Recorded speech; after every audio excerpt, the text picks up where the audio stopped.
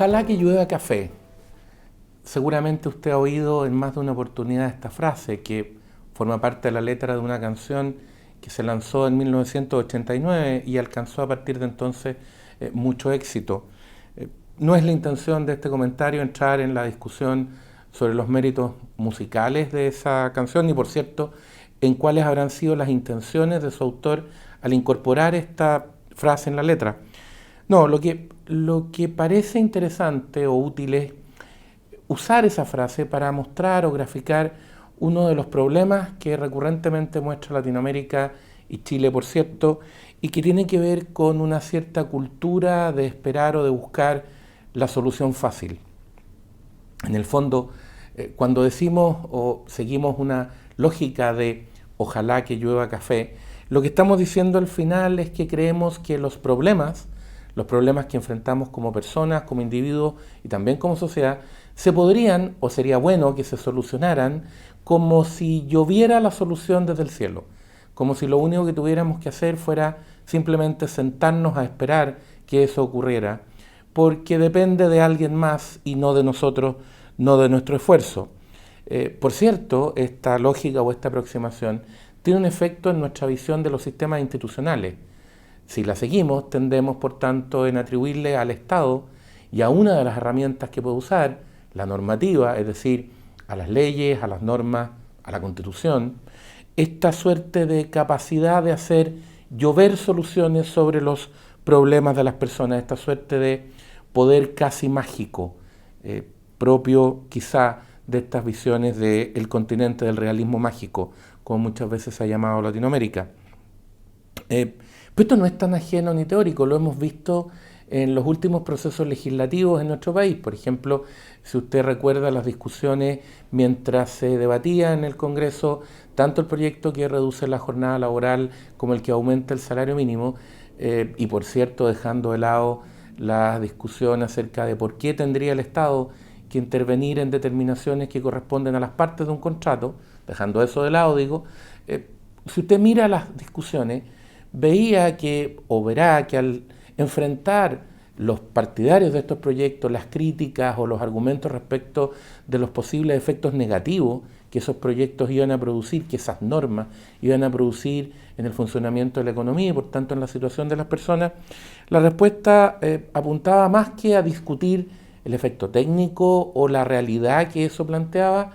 simplemente a hablar de buenas o malas intenciones, de preocupación o despreocupación respecto de ciertos problemas. De nuevo, un argumento a la confianza en un efecto positivo que se produciría necesariamente. Algo así como un no se preocupen, todo va a salir bien, como si los costos para resolver problemas, los costos en que hay que incurrir para resolver problemas, no existieran.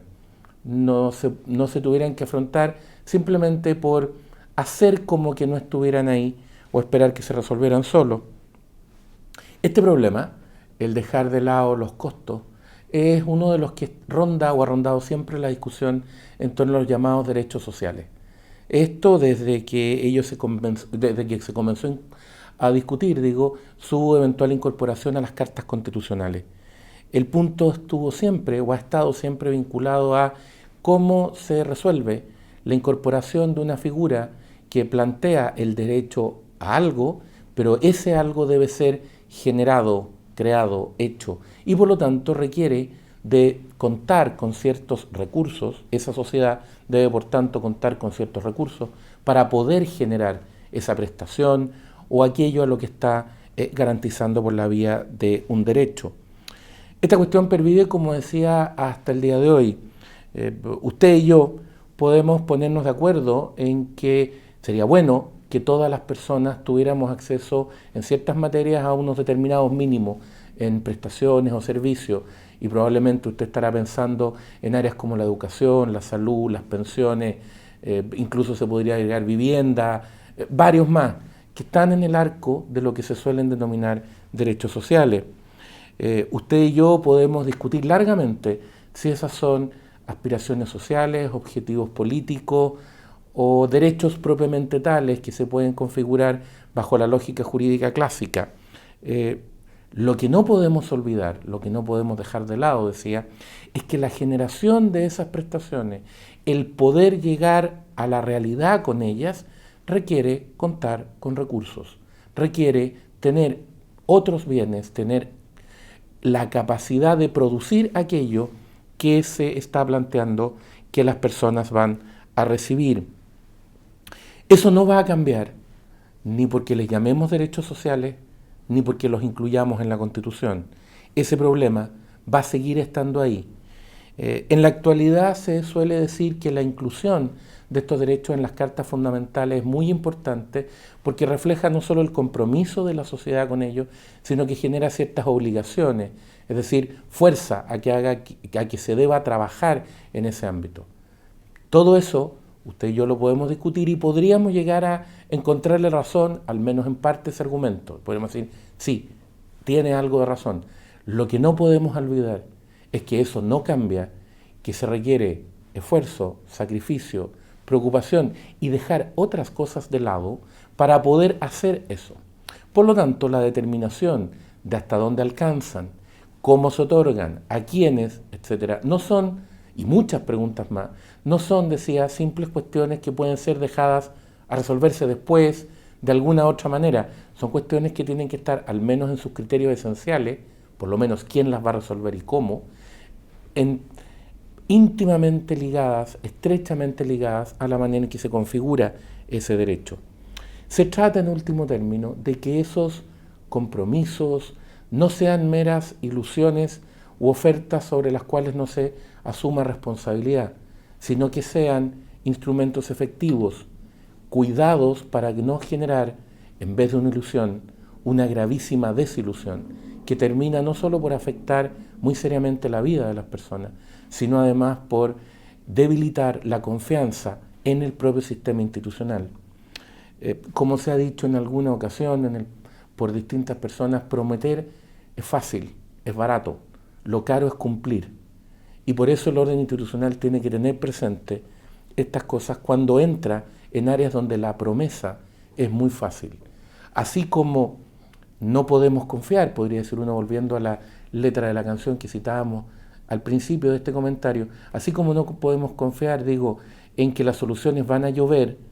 tampoco es una buena idea pretender que desde la legislación uno puede hacer una lluvia de promesas, porque entonces también va a estar faltando a los elementos más fundamentales del orden social y del Estado de Derecho mismo.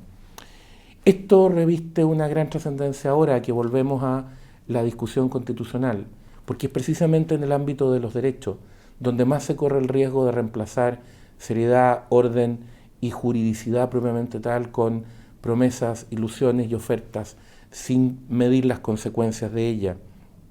En cierta manera, vuelve aquella vieja discusión que en décadas nos ha mostrado con cifras en distintos países, pero sobre todo con la experiencia chilena, que si de verdad se quiere mejorar la condición de las personas, la clave sigue siendo, como siempre, el crecimiento económico. O, por usar una figura muy común en Chile, que en vez de seguir discutiendo cómo repartimos la torta, discusión propia de quienes nos suelen sugerir que la solución de todos los problemas es, una vez más, aumentar los tributos, debiéramos concentrarnos de una vez en cómo hacemos que esa torta sea más grande para que sean más personas las que puedan acceder a ella. El Líbero, la realidad como no la habías visto. Haz que estos contenidos lleguen más lejos haciéndote miembro de la Red Líbero.